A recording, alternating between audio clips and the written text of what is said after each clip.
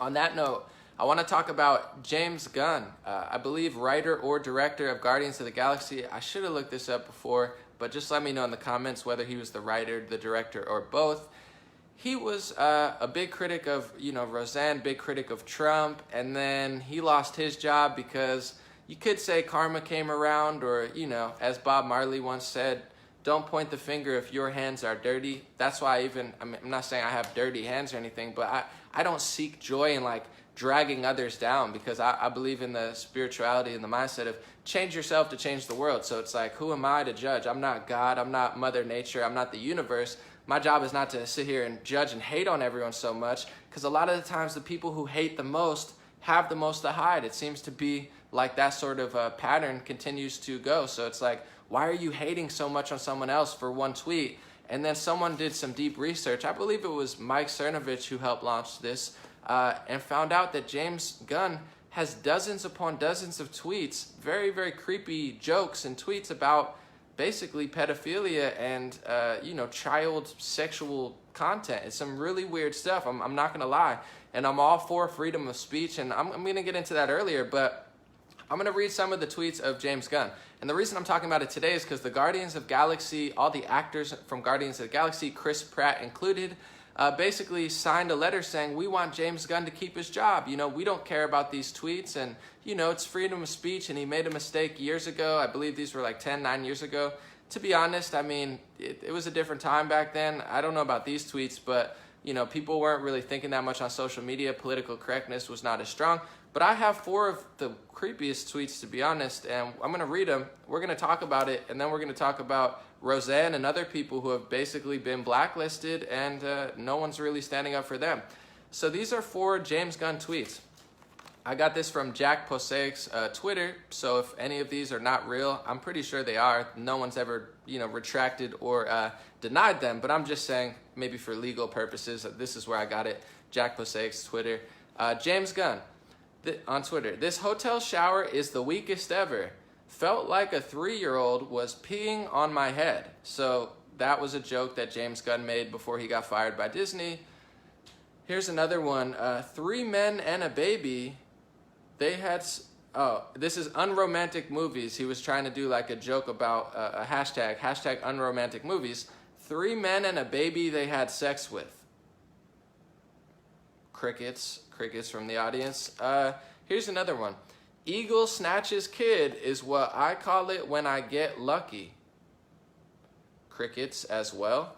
Here's a really weird one. Okay, this guy. My new film Jerk Loose. A small town where beating off is illegal and one high school kid jerks off in front of others to show how fun it is. What? I guess that's like a normal joke to some people, and I have to be real. I'll probably get heat for this, but I feel like I've said this 20 times in the last week, but I don't really care. I like dark comedy. I stand up for comedians that have really messed up humor.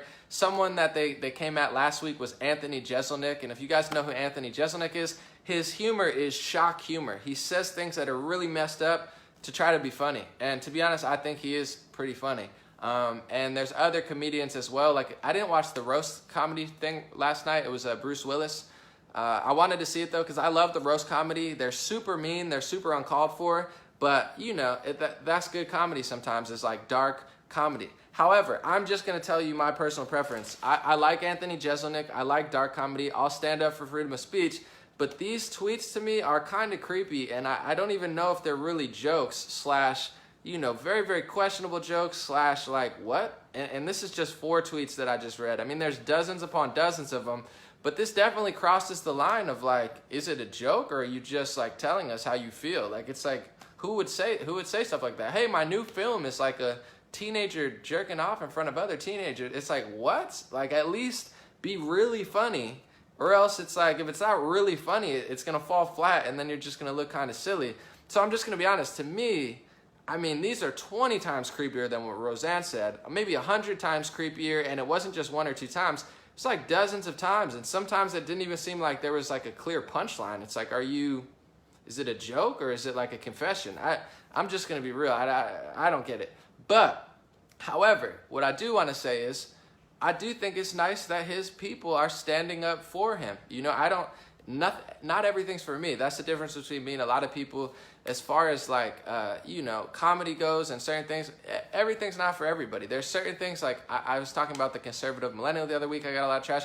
I wasn't saying that she shouldn't be allowed to say it. I was just saying I thought it was a pretty messed up tactic as far as like, you know, manipulation of what's true and what's not. But as far as freedom of speech, everyone's not going to like the same thing.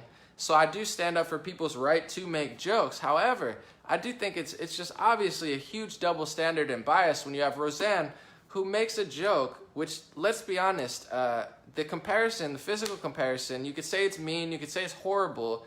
It's, you know, kind of accurate. It's like you look at the character from the movie, you look at her, they have the same exact haircut. Like, you get what she was talking about. They literally have the same exact hair. And then she's making like a deep, you know, comparison politically. She's talking about Muslim Brotherhood, the Iran deal, you know, and the movie. Like, the whole plot actually goes hand in hand with what's going on in the world. I'm not saying it's right. I'm not saying I would have said it. I'm not saying that people there shouldn't have been backlash, because there is a, you know, racial history to using terms like that. I'm not saying it was right or a good idea. It was a terrible idea, obviously. She lost her whole show. But it's like, that tweet to me, not only was there like slight humor behind it, but it also like made somewhat sense. Like, he's got dozens of tweets like that are a little more creepy to me, but his people are rallying behind him. And then Roseanne, you know, the whole show basically turned on their back. And I do want to say, I don't know everyone's relationship, but maybe it's because, you know, they really like James Gunn. You know, I've heard he's a great guy, and I'm sure he is. You know, maybe these are just bad jokes, and probably they are just bad jokes. And, you know, for that, I'm sympathetic and say, you know, we all said things in the past that we didn't mean or we thought was shock humor, and it wasn't shock humor. I have moments where I've said things 2008, 2009, where I meant to be shocking, but now if I look at it, I'm embarrassed. I didn't say that, but, you know, I've said things where I'm like, oh, I would not say that today. I was trying to be shocking. I wasn't. So, you know, I have to stand up for comedy and freedom of speech. But what I'm tired of, to be honest, is just the double standard and the bias. I'm not even against hate speech, if you want to be real. I understand on a level why Facebook and Twitter and YouTube don't want hate speech. I'm going to be honest. It's a platform that everybody uses. So, you know, conservatives or Republicans, you have to be a little bit smart, as well as liberals. Be smart with what you're saying, because sometimes it is your politics. They don't like your politics for sure. But they don't want profanity. They don't want curse words. They don't want, like, you know, really hateful stuff on their platform. And they have a right to not want hateful stuff on their platform. But here's where they cross the line. If Facebook and Twitter and YouTube, if they were honest about their hate, if they went at both sides of the political spectrum and all hate, then I would be like, you know what, that's their policy. Either follow it or go to a different social media website. But that's not what Facebook, Twitter, and YouTube do. They censor one side of the political debate, and then they attack, you know, or they're like a PR team for the other side of the political debate. So that's what really bothers me about this, is that, you know, it's not that people are standing behind James Gunn. That's great. I hope he's a great person. I hope that this was, you know, just a joke. I'm sure it was. And I'm not trying to look too deep in it. That's not what I'm doing here. But it just sickens me to know that that's okay. You could say anything dozens of times, hundreds of times. You could do and say anything you want if you're a liberal or you're a left-leaning progressive or whatever you want to call yourself. But if you're like a normal liberal like Roseanne, where you're just like, you know what, I support the president. I'm Jewish. I support Israel. Like, Roseanne's super Jewish. That, you know, she doesn't hide it. She told her producers that before a show. She said, that's who I am. Like, you don't have to be. You don't have to. Roseanne did an interview with someone from the Nation of Islam who supports Palestine. And they agree to disagree and have a conversation. That's what America's about. It's not about saying, oh, Roseanne loves the president, so she says one bad tweet that we don't understand and we don't like, she loses everything and we shut down on her. But James Gunn says hundreds of tweets that are very, very suspect, and we're going to rally behind him. He's the victim, and we're going to get him his show back. At least just be honest. That's all I'm asking. At least go both ways. And there's people on YouTube, you know, that are progressive and socialist type people that I don't agree with whatsoever, but I do like that they have the ability. People such as Kyle Kalinske and even Jimmy Dore sometimes, you know, they have the ability to say, I don't agree with that person, but I don't think Roseanne should have been fired. I don't think James Gunn should have been fired. I respect that because I stand up for people I don't agree with. I want to win via debate.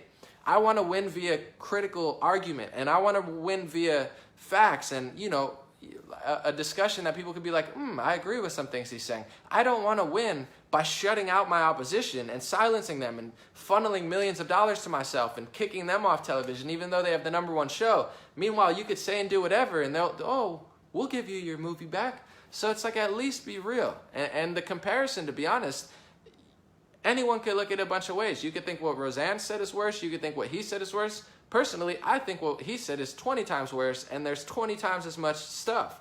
But, I'm not the be-all, end-all. That's just my perspective. I'm just tired of good people losing everything when Roseanne, in her personal life and also in her career, has been so much more important. She's not just making, a bunch of, aimless movies where it's like, oh, superheroes. I'm not hating on superhero movies, but it's like Roseanne's been really pushing the boundaries for women. Roseanne's really been pushing the boundaries for Americans. Roseanne's really been pushing the boundaries for Jewish people. Roseanne's really been pushing the boundaries for, black people and other, ethnicities that no one was talking about. In the 90s and 80s, Roseanne was saying the stuff that no one would say. So it's like, you can't really question her history because she said one bad tweet. Look at the stuff that she did in the 90s. She was always pushing the boundaries. And she was loved by liberals because she was pushing the boundaries in the liberal way.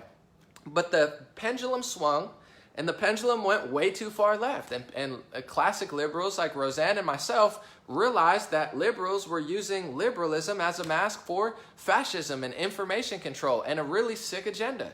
So me and Roseanne stayed in the center and got all the heat from the left, which went too far. So it's like, that's really what's behind. I agree with Roseanne. That's why she's not that apologetic, because it's like, I made a mistake, but you're not going to tell me who I am and what I meant by it, because I didn't mean that. I didn't know. And my record shows. So it's like they want Roseanne to just curl up like they want Trump and be like, oh, I'm so sorry, I'm racist. But it's not true.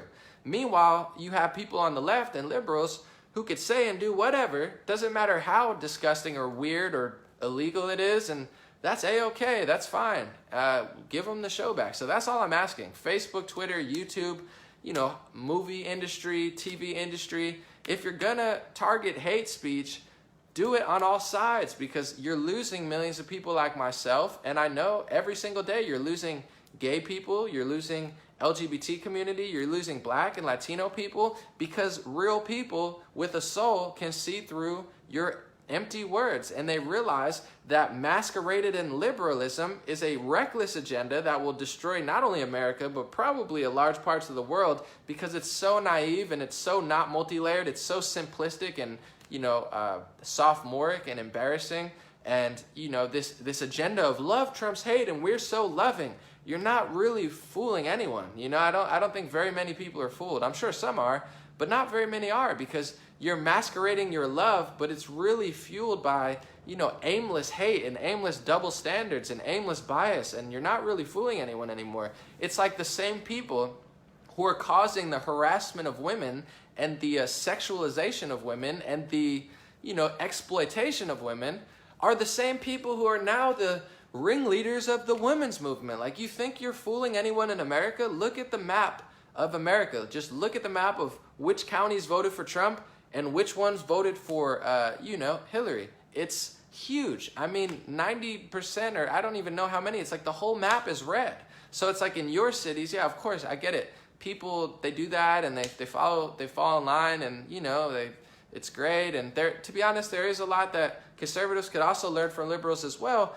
But you're not fooling anyone. It's like, you can't be the causes of women exploitation and the causes of over-sexualization of women and then be somehow the savior of women. It's like, no one believes you. Even people, actors and actresses and comedians, no one really believes you. People just pretend to, so they don't lose their job, or they don't want to be the first one to be like, oh, I don't agree with it. But I mean, that strategy is a self-defeating strategy.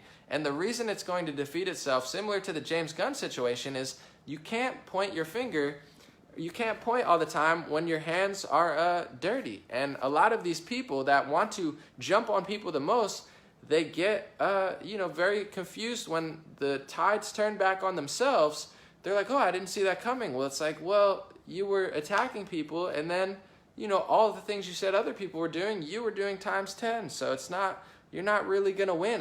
The whole SJW strategy is like burn everyone to the ground, men, women, you know, eventually you're not going to be the victim enough. Even if you're a woman, even if you're a certain color, it's like eventually the tides are going to turn against you unless you're like the most victimized person on the planet, and you're going to burn your own career down. So that's why you see with the Me Too movement and others, it's burning their whole industry down because they set the precedent, they did a lot of the stuff, and then they tried to act like they were the saviors of it. So all I'm saying is I agree with freedom of speech. I think comedy there's a fine line between comedy and being weird, and to be honest, I like roast comedy and dark comedy so much that it's like, yo, just take the joke, you know? Either think it's funny or not. Don't try to burn someone's career down because you don't think they should joke about that. That's not what comedy is, to be honest. Joking about things you're not supposed to joke about sometimes are the funniest things. Sometimes revolutionary people like George Carlin or Bill Hicks or, you know, anyone, Richard Pryor, they made a career saying things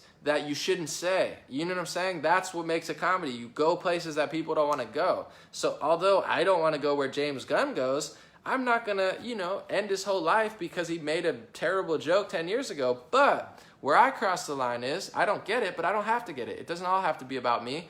But where I draw the line is, you're going to do this, you're going to rally behind James Gunn, and then you're going to try to throw Roseanne Barr to the side. It just becomes more and more obvious that people have their priorities very screwed up. There's too much identity politics, race, religion, gender, and they're blurring the lines of reality. Too much identity politics, too much PC culture, too much politicization, or however you say the word, you know, too much politics in comedy, in film, and in television, where people are on like a fascist agenda of like, silence everyone who doesn't agree with me, give the money to people who do agree with me, let's fake grassroots activism and try to kick people off Facebook, and people are tired of it. I'm tired of it, and you know, that's why I'm saying my piece today. So thank you so much for listening, thank you so much for joining. God bless you, God bless your family, God bless America, and God bless the world. I appreciate you more than ever. Pinned to the top, I have my Patreon and my donor box. I appreciate everybody supporting.